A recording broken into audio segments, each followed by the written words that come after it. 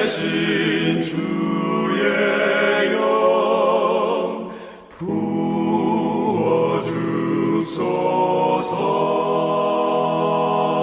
부어주소서. 살아계신 주의 영 부어주소서.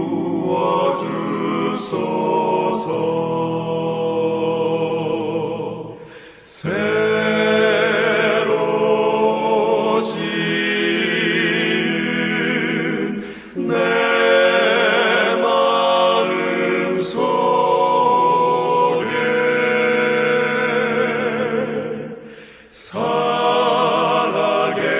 살아계신 주의 영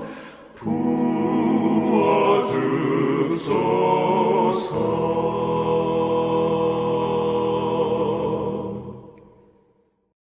하늘에 계신 아버지 하나님, 오늘 안식일 예배에 맞추어 성도님들을 대신하여 대표 기도를 맡게 되어서 무한히 감사합니다. 한 주일 동안 성도님들 건강하게 잘 지내셨을 줄 믿습니다. 세계는 지금 보이지도 않는 조그마한 바이러스균 19 코로나 때문에 벌써 많은 생명과 죽음을 맞이하였고 이 시간에도 병마와 사투하고 있습니다. 주님께서 귀한 생명을 주관하실 것을 저희는 믿고 있습니다. 2021년 소띠해를 맞이하여 3월의 첫 주를 맞이하였습니다. 동장군도 지나가고 만물이 싹을 피우기 위하여 새싹이 오르기 시작한 봄을 맞이하게 되었습니다.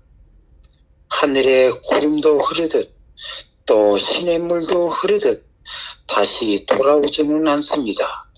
물은 흐르고 구름이 흘러도 그것은 새로운 물이요 새로운 구름입니다. 계절의 흐름은 변하지 않는 놀라운 창조주 하느님의 자연 법칙을 저는 정말 경외합니다.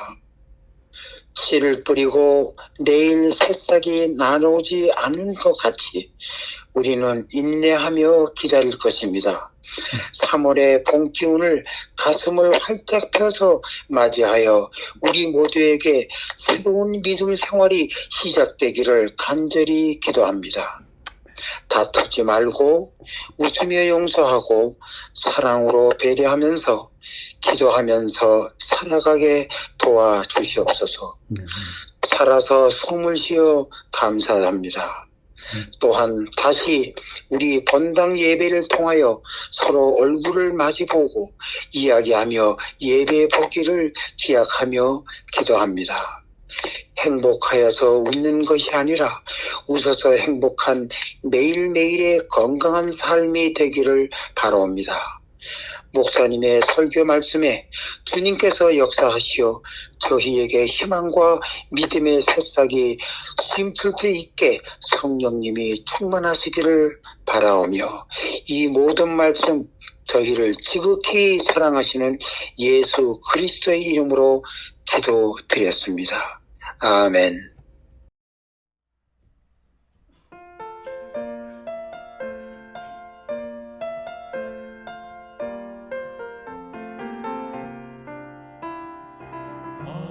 만유의 주제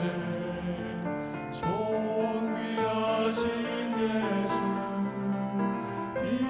인자가 되신 주 하나님 나 사모하여 영원히 섬기 내 영광 되신 내 주로다.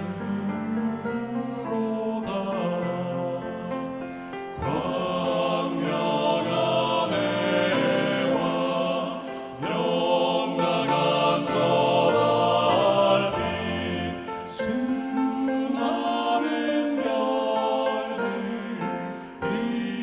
이지라 주 예수 믿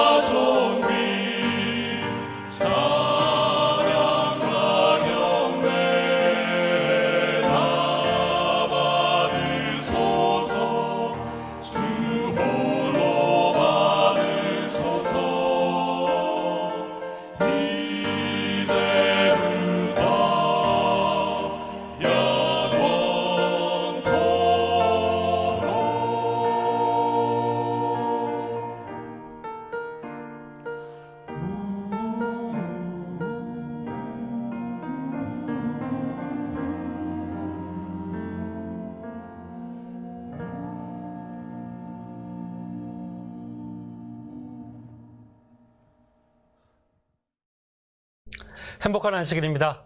3월 첫째 안식일 아침에 함께 온라인으로 예배드리는 모든 성도님들을 주님의 이름으로 환영합니다.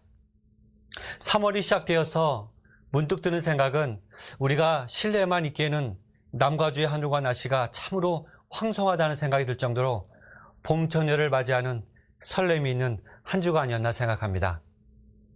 저는 오늘 말씀의 제목을 우리 앞에 생이 끝나갈 때라고 정했는데요. 이 제목이 참으로 숭고하고 무서운 주제가 아닐 수 없습니다만 이미 세상을 떠난 오래전 신해철 가수가 부른 노래 제목이기도 합니다.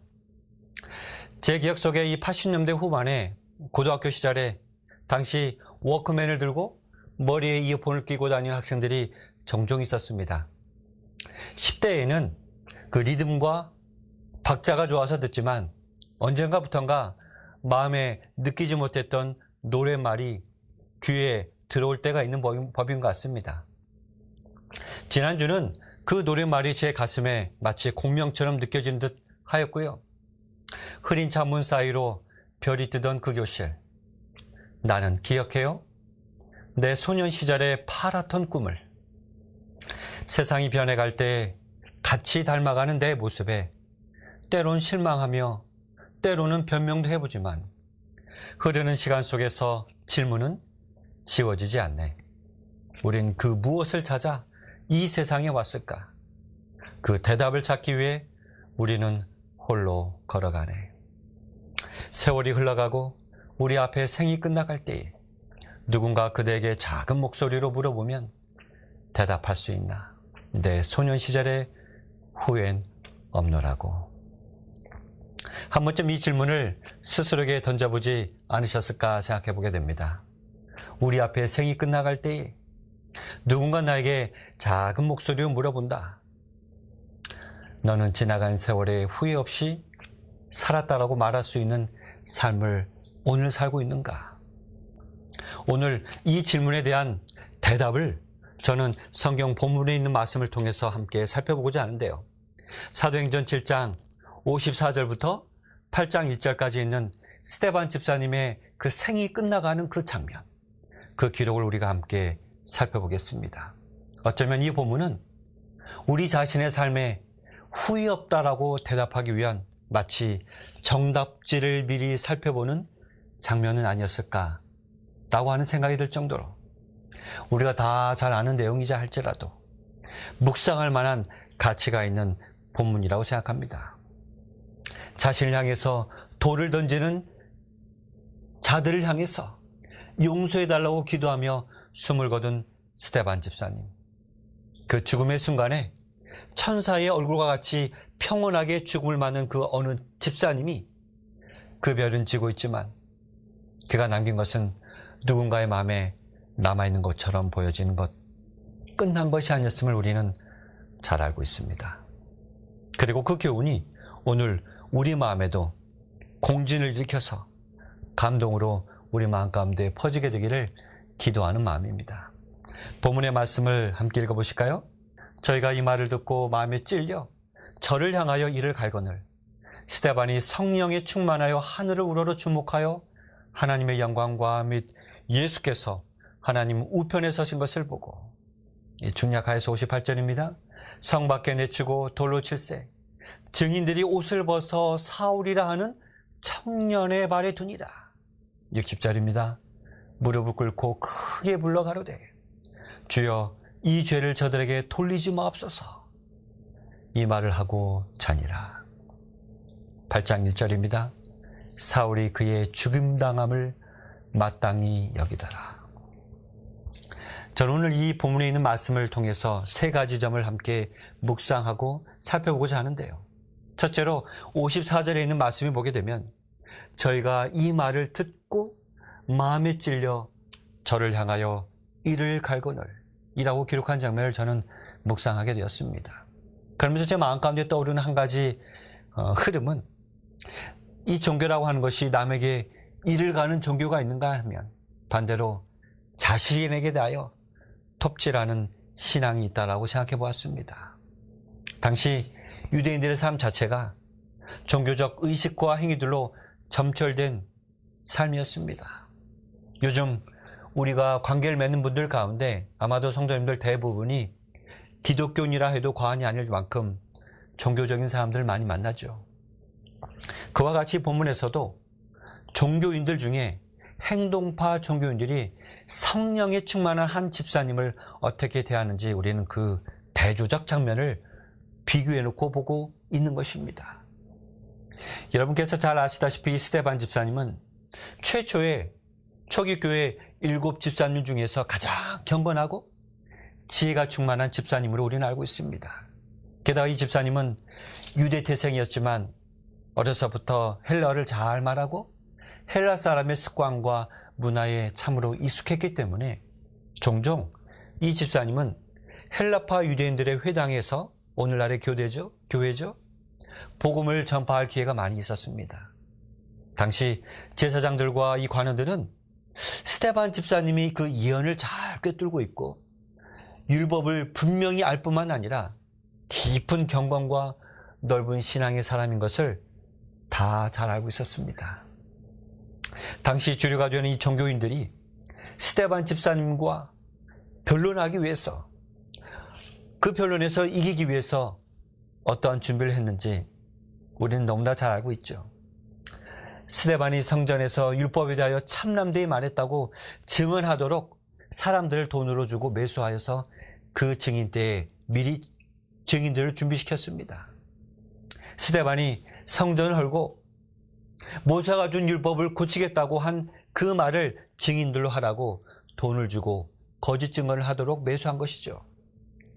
이는 마치 이 3년 반 전에 똑같은 패턴으로 예수님을 체포하기 전에 산헤드린에서 거짓 증인들을 매수해서 마치 예수에 대해서 거짓 증언을 한 그 똑같은 패턴과 방식으로 지금 행동파 종교인들이 성령이 충만한 스데반 집사님을 세워놨습니다.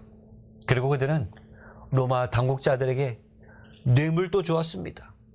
유대인들의 이 종교적 관행대로 좀 눈 감아달라고 집행할 수 있도록 자기들의 관습과 자기들의 소송에 대한 처벌하는 방법에 대하여 눈 감아달라고 뒷거래를 하였습니다.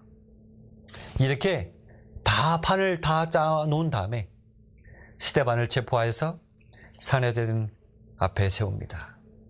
본문 54절에 보게 되면 스데반의 설교를 듣고 있는 사람들의 이 마음이 찔렸다라고 성경은 표현하고 있습니다. 여러분, 저는 여기 마음에 찔렸다고 하는 표현은 원어적 의미로 조각조각 톱질한다는 의미죠. 유대인들, 종교인들은 스데반의 이 설교를 듣자 그 마음들이 조각조각 쪼개져 버리는 심정을 느꼈습니다.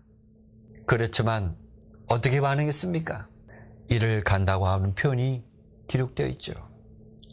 유대인들 사회에 있어서 이 이를 간다, 극심한 분노를 표현할 때 성경에서 종종 등장하는 표현 방법입니다. 이는 가장 격분해 있는 상태를 이를 간다라고 표현하고 있는 것이죠. 하지만 똑같은 책 사도행전에 보게 되면 2장 37절에 보게 되면 똑같이 마음의 찔림을 받은 다른 종교인들이 등장하는데요. 이들은 베드로의 설교를 듣고 그들이 마음이 찔렸다라고 표현하고 있습니다. 저희가 이 말을 듣고 마음에 찔려 베드로와 다른 사도들에게 뭐라 가로되 형제들아 우리가 어찌하고 하거늘. 이 말을 듣는 베드로는 뭐라고 얘기합니까? 너희가 회개하여 각각 예수 그리스도의 이름으로 침례를 받고 죄 사함을 얻으라. 그리하면 성령을 선물로 받으리라. 똑같이 마음의 찔림을 받았다고 하는 표현이 있습니다. 여기 사도행전 2장에 보게 되면 자신의 마음에 톱질을 하는 듯한 이 찔림을 받은 자들이 자신이 회개하고 돌이켜서 예수 그리스도를 영접할 기회로 삼는 종교인들이 있는가 하면 우리가 보고 있는 이 본문 사도행전 7장 50절에는 똑같이 톱질하는 것과 같은 마음의 찔림을 받지만 하지만 반응은 달랐습니다. 그들은 이를 갈았습니다. 설교를 한 사람에게 문제가 있었던 것일까요? 여기 베드로와 스데반 모두 성령이 감동되어 말씀을 전했다고 기록하고 있습니다. 오히려 여러분 스데반의 설교는 지금 목숨을 내걸고 던지는 마지막 신앙의 유언과 같은 설교였습니다. 우리는 오늘 어떠한 마음으로 이 말씀을 들어야 할지 우리로 하여금 생각해 해주는 대목이 아닌가 싶습니다.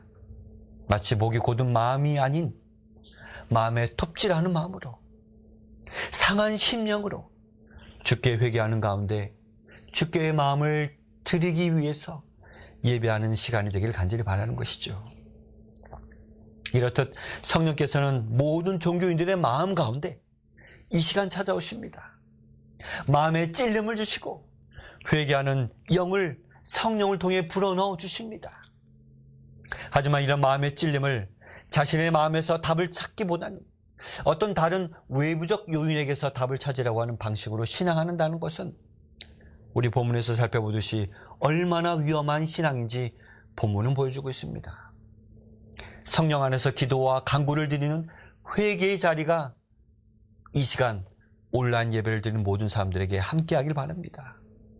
말씀이 와 닿아서 가슴에 와 닿아서 톱질하는 경험이 있게 되기를 간절히 바랍니다. 하나님은 상한 심령을 귀를 기울이시고 들어주십니다. 마음에 톱질하는 심정으로 통회하는 심정으로 성령 안에서 기도와 간구를 드릴 때에 성령께서 우리 마음에 역사해 주시기를 간절히 바랍니다. 두 번째로 제가 본문을 통해서 살펴본 이 포인트는 58절입니다.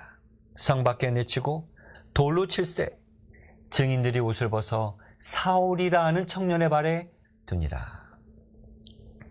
여기 보게 되면 이 증인들이 옷을 벗어서 사울이라 하는 청년의 발 앞에 두었다고 하는 대목, 전 이것을 보면서 하나님의 섭리의 역사를 묵상하게 되었습니다. 물론 우리가 단순하게 생각하면 증인들이 옷을 벗어서 사울이라는 청년의 발에 두었다고 하는 표현, 우연히 있을 수 있는 사건으로 넘겨볼 수 있습니다.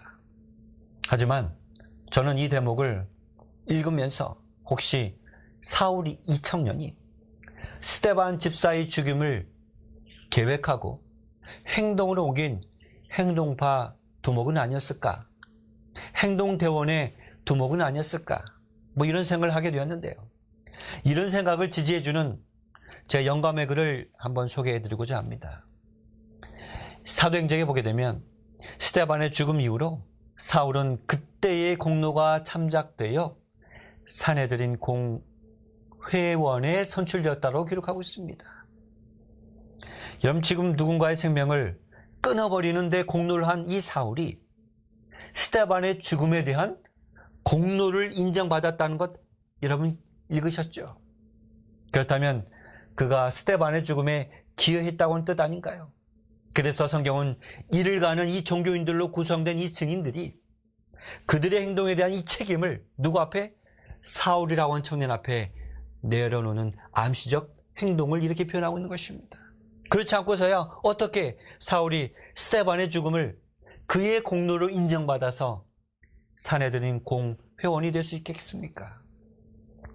여러분, 이 유대인들에게 있어서 공회원이 된다고 하는 것은 그 당시 70명의 최고 결정기구 멤버가 공회원이 될 수 있었습니다. 당시 유대인들에게 있어서 사내들인 공회원이 된다는 것은 마치 오늘날의 이 정치적 신분을 강조한다면 미국 상원의원에 추대되었다고 한 표현과 비슷할 정도로 아주 권위 있는 자리였을 것입니다. 누군가의 생명을 마감시킨 그 공로를 인정받아서 사울은 공회원으로 추대받은 것입니다. 그런데 우리가 묵상해야 할 하나님의 이 섭리는 어디 있는 것입니까? 자신의 교리와 전통이 일치되지 않는 그 자들에게 향하여 이를 가는 종교가 승승장구하는 것처럼 보이지만, 하지만 하나님이 일하시는 방법은 이를 가는 종교를 통해서도 일을 하나님께서는 끝내 해내시는 분이십니다. 잔인한 박해자는 그가 지금 헐고 있는 교회를 다시 세우는 일에 종사하게 될 것이라고 하는 암시적 표현. 하나님은 그 일을 위해서 일을 가는 한 종교인을 성령이 충만한 하나님의 종으로 바꿔주시기 위한 계획을 가지고 계셨습니다. 사울이 이단을 알고 있는 이 초기 그리스도인들을 사로잡기 위해서 잘 아시다시피 사울은 예루살렘을 떠나 그날 아침 다메섹으로 가고 있었습니다. 그 도상에서 예수님을 만났습니다. 아침에 그는 예루살렘에서 대제사장이 써준 신임장을 받고 내심 자랑스러운 마음을 가지고 다메섹을 향해서 가고 있었습니다. 도상에서 그는 무엇인가 강렬한 빛이 그를 비추는 것을 느꼈고 어떤 사물을 볼 수 없는 것을 그는 보게 되었습니다. 사울의 눈에 들어온 것은 어떤 사물이 아니라 오직 그 앞에 서 계신 예수님, 영광스러운 분에게서 십자가에 못 박히셨던 예수님만이 그의 눈에 보였던 것입니다. 하나님의 빛이 그의 마음을 비추고 있는 그 짧은 시간에 그 사울은 예수님의 십자가의 죽으심, 부활, 그리고 승천하심이 이미 예언된 대로 성취되고 있음을 그는 깨닫게 되었습니다. 그 순간 이 사울의 마음에는 순교자의 죽음에 개입하여 그가 공로를 인정받았던 그 사건, 곧 스데반이 그의 생이 끝나는 그날 설교하는 장면, 그의 얼굴이 천사의 얼굴과 같던 그 모습, 그 장면이 떠올랐습니다. 그 순교자가 그의 생이 끝나갈 때 한 말이 떠올랐습니다. 보라, 하늘이 열리고 인자가 하나님 우편에 서신 것을 보노라 하고 말했을 때 스데반이 실제로 하나님의 영광을 보았다는 것을 사울도 그때 깨달았습니다. 그때의 제사장들과 무력으로 종교를 이끌어가는 이들도 신성모독이라고 이 스데반을 돌로 쳐 죽였지만 이제 사울은 그때 그의 생이 끝나는 그 시점에 스데반이 직접 예수님을 영광 중에 보았다는 것도 깨달았습니다. 그 후에 그리스도께서 사울의 이름을 2번 부르십니다. 사울아, 사울아, 내가 어찌하여 나를 핍박하느냐. 성경에서 하나님이 누군가의 이름을 2번 부르신다는 것은 특별한 의미가 있는 것 같습니다. 여러 번 성경에 그런 사례가 있는데 한마디로 그 사람이 잘못된 길에서 회개하여 돌아오기를 바라시는 우리 아버지 하나님의 애틋한 마음이 2번 이름을 불러주시는 하나님에게서 느껴질 수 있지 않습니까? 여러분께서 잘 아시다시피 사울이라고 하는 말의 뜻은 강구자 혹은 강구된이라고 하는 뜻입니다. 어쩌면 그의 이름대로 스데반의 생이 마치는 순간부터 그의 마음 가운데는 무엇인가 강구하는 마음이 내심 떠나지 않고 자리 잡고 있는지도 몰랐습니다. 스데반의 생이 끝나가는 순간, 그때 이후로 이 핍박자 사울의 마음이 흔들리기 시작했습니다. 왠지 모를 어떤 감정이, 진동이, 감동이 그의 마음에서 사라지지 않는 것을 그는 느낄 수 있었습니다. 자신의 확신이 무너져가는 순간이었습니다. 그는 진정으로 강구하는 자의 심정으로 지금까지 보고 있던 이 세계로부터 완전히 눈이 멀어 버렸던 것이죠. 성령의 강구하심으로 이제 그는 교회를 핍박하는 자에서 교회를 세우는 자로 하나님이 쓰시는 도구가 되어야 할 그 타이밍을 하나님께서 잡으신 것입니다. 3일 동안 이 사울은 제자 유다의 집에 찾아가서 사람들에게 인도함을 받아서 그곳에서 조용한 가운데 순교자 스데반의 모습을 3일 동안 떠올렸습니다. 그의 생이 끝나갈 때 그가 보여준 그 태도와 말, 이 모든 것이 그의 뇌리에 스쳐 지나갔습니다. 스데반의 얼굴이 하늘의 그 광유로 빛나는 이유를 그는 3일 동안 묵상하였습니다. 왜냐하면 그가 다메섹에서 본 그 예수님을 스데반 집사님도 그 마지막 순간에도 보았다는 것을 깨달았을 테니까요. 스데반의 죽음 이후로 이 사울은 그때의 공로가 참작되어서 사내들인 공회원에 선출되었지만, 그래서 한동안 사울은 하나님의 아들에 대한 이 반역을 수행하는 사단의 수중에 든 유일한 도구였지만 그러나 얼마 있지 아니하여서 이 잔인한 박해자는 그가 지금 헐고 있는 그 교회를 세우는 일에 종사하게 될 것이라고 하는 하나님의 섭리의 도구가 되었던 것이죠. 사단보다 더 능력이 크신 분께서 사울을 택하셔서 순교자 스데반을 대신하여서 당신의 이름을 위하여 전파하고 고통을 당하게 하시고 당신의 피를 통한 구원의 기별을 멀리 그리고 더 효과적으로 전할 수 있도록 하나님께서 그를 택해 주셨던 것입니다. 하나님의 섭리가 이토록 놀랍지 않으십니까? 가장 어두운 곳에서 빛이 가장 선명하게 보이듯이 어두운 우리 마음에 성령이 일으켜 세우시는 그 새 역사가 오늘 여러분의 마음에서도 시작되기를 간절히 바랍니다. 간구하십시다. 그리고 그리스도 안에서 작은 자로 섬긴다고 하겠다고 하는 종이 되겠다고 하는 결심. 바울이라고 하는 말의 헬라식 표현은 작은 자라는 뜻이라고 합니다. 그런 하나님의 도구, 하나님의 종이 되겠다고 결심하는 여러분과 제가 늘 간절히 바라는 것입니다. 세 번째로 제가 묵상할 이 말씀의 내용은 60절과 8장 1절의 말씀입니다. 무릎 꿇고 크게 불러가로되 주여 이 죄를 저들에게 돌리지 마옵소서. 이 말을 하고 자니라. 사울이 그의 죽임당함을 마땅히 여기더라. 여러분, 스데반의 이 죽음의 장면은 7장에서 마칩니다. 그러나 8장 1절에 보게 되면 사울이 그의 죽음당함을 마땅히 여겼다고 하는 말로 시작됩니다. 스데반의 생명은, 그의 생은 이미 끝났는데 끝난 것이 아니었습니다. 하나님이 끝내주시지 않으면 끝난 것이 아니었습니다. 끝날 때까지 끝난 것이 아닙니다. 하나님은 바울의 마음에 자리 잡은 스데반의 그 생이, 그 맞춰지는 그 순간 그가 받은 그 감명을 시작점으로 잡아주셨습니다.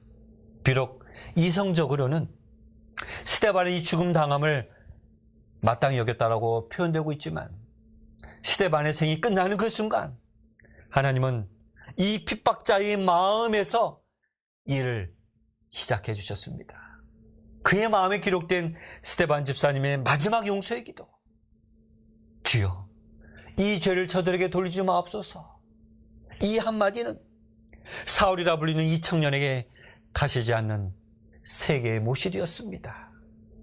마치 예수님께서 십자가에 못 박히셨을 때 핍박자들에게 남긴 용서의 기도, 그와 같이 스데반도 자신을 향해서 돌 던지는 행동하는 종교인을 향해서 용서해달라고 하는 기도를 드린 것 아닙니까?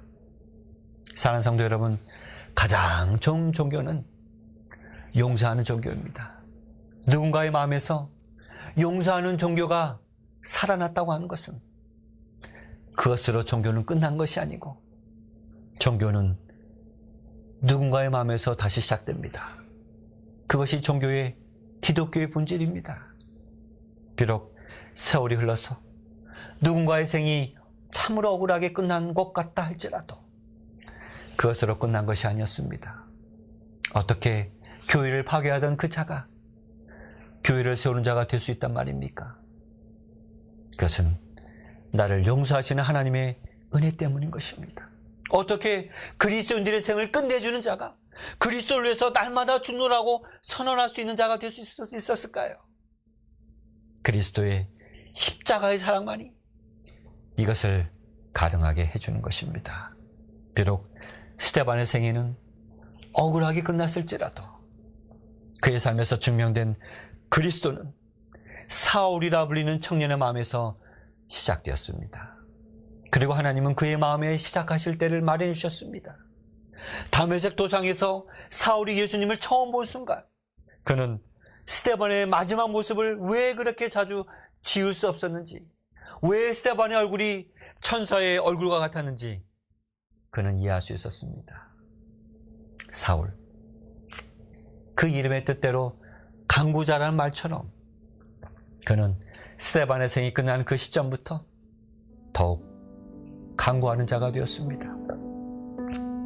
바울, 헬라식 이름으로 바꾼 그 사울의 새로운 이름, 작은 자라고 하는 말의 뜻이죠. 저는 이제 말씀을 요약하면서 이 말씀을 가슴에 와 닿아서 자신의 마음에 톱질하게 되는 것 같은 회개의 심령을 성령께서 선물로 허락해 주시길 간절히 바랍니다. 하나님의 섭리는 인간의 눈에는 죽음으로 끝난 것 같지만 반전의 드라마가 있습니다. 누군가의 마음에서 끝난 것 같은 그 랠리가, 경주가 누군가의 손에 바통이 이어졌습니다. 더 크게 역사하셨습니다. 이를 계기로 복음이 유대지방 문턱을 넘었습니다. 사마리아 지경까지 넘어갔습니다. 유럽으로 넘어갔습니다. 땅끝까지 이르러 복음이 전파되었습니다. 하나님의 일하시는 방법에는 반전이 있습니다. 끝날 때까지 끝난 것이 아닙니다. 하나님이 끝내주시지 않으면 끝난 것이 아닙니다. 오늘 우리 마음에 누군가를 우리가 진심으로 용서하지 못한 죄가 있습니까? 눈을 들어서 하늘 문이 열리고 보좌에서 일어나 서 계신 예수님을 주목하게 되시길 간절히 바랍니다. 그분은 오늘도 나를 위해서, 나의 구원을 위해서, 죄의 결과로부터 완전한 심판을 이루어주기 위해서 날 위해서 탄원하고 계십니다. 실현하고 계십니다. 나에게 유리한 판결을 위해서 일하고 계십니다. 기도하고 계십니다. 사랑하는 성도 여러분, 용서하시겠다고 하는 뜻이 하늘에서 이미 이루어진 것처럼 이 땅에서도 용서의 은혜가 이루어지게 되기를 간절히 바랍니다.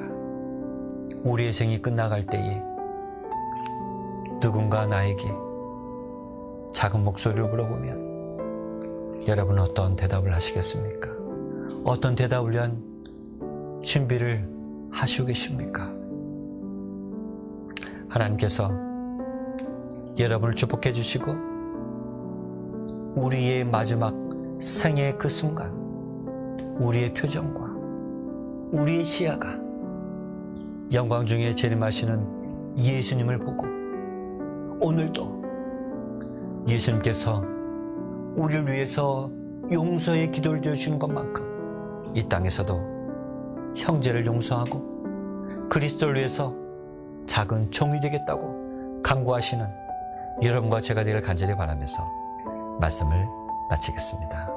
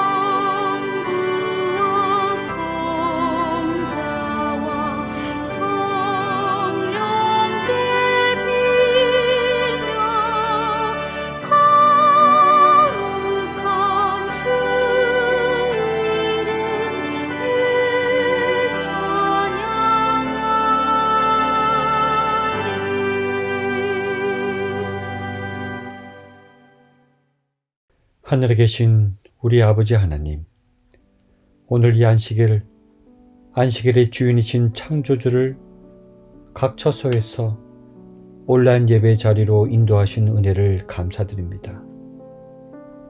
신앙을 한다고 하면서 종교적 행위만 강조한 나머지 나와 다른 종교인에 대하여 이단 취급하며 돌을 던지는 그러한 일을 가는 종교인으로 살아왔다고 한다면 오늘 성령께서 우리 스스로의 마음을 돌아보도록 인도하여 주시옵소서. 각자의 삶을 통해서 하나님의 섭리가 반전의 드라마처럼 역사함을 믿음의 눈으로 바라보도록 인도하시오며 하늘에서 용서의 뜻이 이루어진 것 같이 오늘 우리가 만나고 교제하는 이들의 허물을 진심으로 용서해 줄 수 있는 자 되도록 성령께서 우리 마음에 통회하는 심령 허락하여 주시옵소서. 우리의 생이 끝나가기 전 우리 삶에 가장 가치 있는 것, 우리 생에서 십자가의 은혜로 성령을 간구하며 십자가의 도를 전하는 자, 작은 자가 되겠다고 헌신하는 시간 되도록 인도하여 주시옵소서. 한 주간 주의 은혜가 여기 머리 숙인 주의 사랑하는 아들과 딸들 위해 함께 하여 주시고 성령과 동행하는 한 주가 되도록 인도해 주셨기만을 예수님의 이름으로 감사하며 기도드립니다. 아멘.